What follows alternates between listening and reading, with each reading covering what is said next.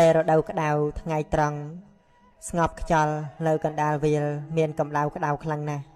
ប៉ុន្តែដើមឈើក៏ស្ថិតនៅទ្រាំទ្រទទួលកម្ដៅថ្ងៃយ៉ាងគួរឲ្យសរសើរមើលចុះមើលដើមឈើដែលឲ្យម្លប់ដ៏ត្រជាក់ដល់មនុស្សនិងសត្វរមែងធន់ទ្រាំនឹងកម្ដៅព្រះអាទិត្យតាមធម្មជាតិរបស់ខ្លួនមនុស្សក៏ដូចគ្នាអ្នកដែលជាទីពឹងជាម្លប់ត្រជាក់នៃអ្នកដទៃខ្លួនឯងត្រូវមាននៅសេចក្តីអត់ធន់តស៊ូជាមួយនឹងសេចក្តីលំបាកមើលចុះមេត្តាបិតាដែលលោកទាំងពីរជាទីពឹងរបស់កូនតើលោកព្រមលំបាកយ៉ាងណាខ្លះព្រះធម៌ដែលសម្រេចបានមកពីការព្យាយាមដ៏ខ្លាំងក្លារមែងជាម្លប់របស់ចិត្តមនុស្សល្អរមែងធ្វើជាម្លប់ឲ្យជីវិតខ្លួនឯង